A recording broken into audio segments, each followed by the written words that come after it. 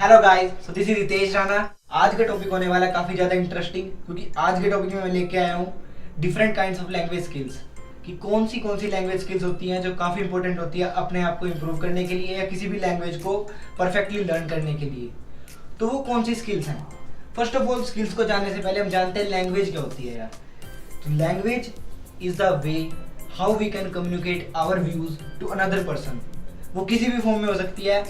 हम किसी की भाषा को सुन भी सकते हैं, किसी की भाषा को बोल भी सकते हैं, उसको लिख के भी बता सकते हैं, राइट भी कर सकते हैं।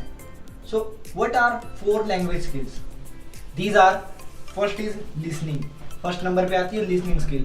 क्योंकि एग्जाम्पल लीजिए, अगर एक छोटा बच्चा है तो वो कुछ भी ऐसे नहीं सीख जाता। वो सबसे पहले सुनता है अपने आसपास के एनवायरनमेंट से, यानी कि वो अपने आसपास के एनवायरनमेंट से कुछ सीखता है, तो उसको वो अप्लाई करता है, फिर वो थोड़ा बोलने की कोशिश करता है। तो इसी तरीके से दूसरे नंबर पे स्किल आती है स्पीकिंग स्किल।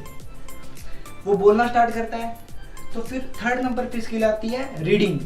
वो उसके बाद जब वो थोड़ा बड़ा होने लगता है तो उसके अंदर रीडिंग स्किल्स भी आती है, यानी कि उसको कुछ सिखाया जाता है तो वो रीड करना सीखता है। बहुत टाइम बाद मीन्स जब वो 5 या 6 साल का हो जाता है तो उसके अंदर राइटिंग स्किल आती है। हाँ, राइटिंग स्किल थोड़ा डिफिकल्ट है, लेकिन वो धीरे धीरे आ जाती है राइटिंग स्किल्स भी। लेकिन जब ये चारों स्किल्स बंदे के अंदर होती है, किसी भी पर्सन के अंदर अगर ये 4 स्किल्स होंगी तो he is perfect in his language. तो कोई सी भी लैंग्वेज हो सकती है, Hindi, English, whatever. So skills further divide होती है 2 कैटेगरीज में। First is receptive and reproductive skills. Receptive skills क्या होती है? इनमें हम कुछ रिसीव करते हैं। The skills in which we receive something from outside. कुछ बाहर से हम रिसीव करते हैं, यानी कि अगर 2 पर्सन बात कर रहे हैं आपस में, एक पर्सन सुन रहा है, अगर मैं सुन रहा हूँ, मेरे से कोई बात कर रहा है, so I am receiver here, so I am receiving. तो मैं कुछ कर नहीं रहा हूँ, सिर्फ मैं सुन रहा हूँ। किसकी हेल्प से? अपने कानों की हेल्प से। So I am receiver here. So these skills are receptive skills.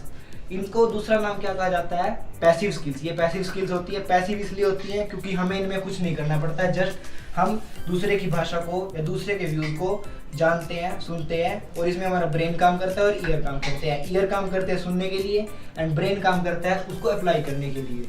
इसमें कौन सी स्किल्स आती हैं? रिसेप्टिव और रिप्रोडक्टिव स्किल्स में कौन सी स्किल्स आती हैं? Listening and reading. लिसनिंग कैसे? अगर हम किसी की बात को सुनते हैं तो हमें कुछ नहीं करना पड़ता, वो पैसिव स्किल होती है। तो हम उसमें पैसिव बन जाते हैं, यानी कि हमें उसमें कोई चीज प्रोड्यूस नहीं करनी पड़ती है। Only we receive something. So that is why कि ये पैसिव स्किल्स है।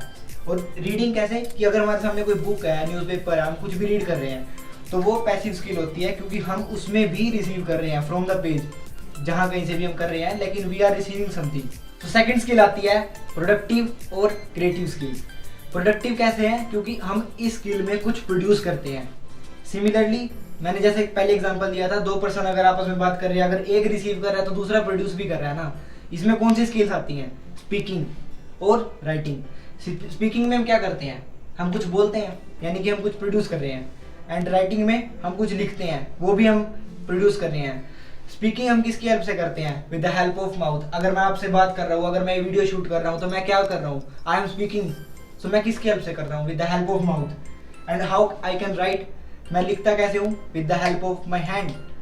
इसलिए इसको एक्टिव स्किल भी कहा जाता है। वाई? क्योंकि एक्टिव स्किल इसलिए है क्योंकि इसमें हमें एक्टिव रहना पड़ता है, हमें एक्टिवली काम करना पड़ता है। पैसिव स्किल वो इसलिए होती थी, रिसेप्टिव स्किल्स पैसिव स्किल इसलिए कही जाती थी क्योंकि उसमें हमें कुछ नहीं करना पड़ता था, just only we have to hear. हमें सिर्फ सुनना पड़ता था। We are passive. ज़्यादातर लोगों को ये नहीं पता होता कि कॉम्पिटिटिव एग्जाम्स में स्किल्स पे कितने क्वेश्चन आते हैं। स्किल्स पे बहुत हद तक क्वेश्चन देखने को मिलते हैं। तो गाइज, मैं आपको ये बताना चाहूँगा कि स्किल्स काफ़ी इंपॉर्टेंट है। किसी भी लैंग्वेज को लर्न करने के लिए स्किल्स काफ़ी ज़्यादा इंपॉर्टेंट है। अगर आप किसी भी लैंग्वेज में परफेक्ट होना चाहते हो तो आपको ये चारों स्किल्स आना बहुत ज़रूरी है। तो हम बात करते हैं इन चारों स्किल्स के बारे में one by one. First skill is listening. इनका एक ऑर्डर होता है स्किल्स का भी, LSRW। Listening, speaking, reading and writing. First of all क्या अप्लाई होता है? लिसनिंग, यानी कि हम कुछ सुनते हैं। सुनते कैसे हैं? बाहर से, जो मैंने अभी बताया। सो इसको हम क्या कहेंगे? This is the first language skill. Language skill ये फर्स्ट स्किल मानी जाती है, लिसनिंग स्किल। कि पर्सन अच्छा लिसनर होना चाहिए, जब भी वो अच्छा स्पीकर बनेगा, तभी वो अच्छे से लिख पाएगा, तभी वो अच्छे से रीड कर पाएगा। So he should be a good listener first of all. Listening मैंने बताया कि with the help of ears हम कर सकते हैं। लिसनिंग कौन सी स्किल है? पैसिव स्किल है, क्योंकि इसमें हमें कुछ नहीं करना पड़ता है। Second skill, speaking skill. Speaking skill में क्या होता है, we have to be active. So इसको क्या कहा जाता है, एक्टिव स्किल भी कहा जाता है।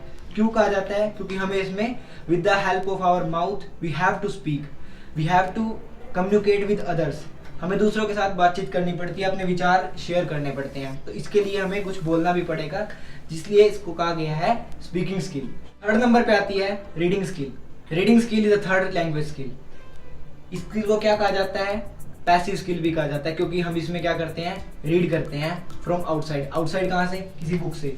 रीडिंग स्किल को पैसिव स्किल इसलिए कहा जाता है क्योंकि हम इसमें कुछ नहीं करना पड़ता, just only we have to look after the page. हमें सिर्फ पेज को देखना पड़ता है, whatever the source from where we are reading our content, जहाँ से हम अपने कंटेंट को रीड कर रहे हैं। ओके, इससे एक तो क्या बेनिफिट होगा, अगर आपकी रीडिंग स्किल अच्छी होगी तो आप ऑफिशियली किसी भी मेल को, किसी भी लेटर को, किसी भी बुक रीडिंग या कुछ भी करना हो, आप इजीली उसको पढ़ सकते हैं। और आपकी रीडिंग स्किल अच्छी होगी तो ऑब्वियसली आपका इम्पैक्ट भी काफ़ी अच्छा पड़ेगा सोसाइटी पर।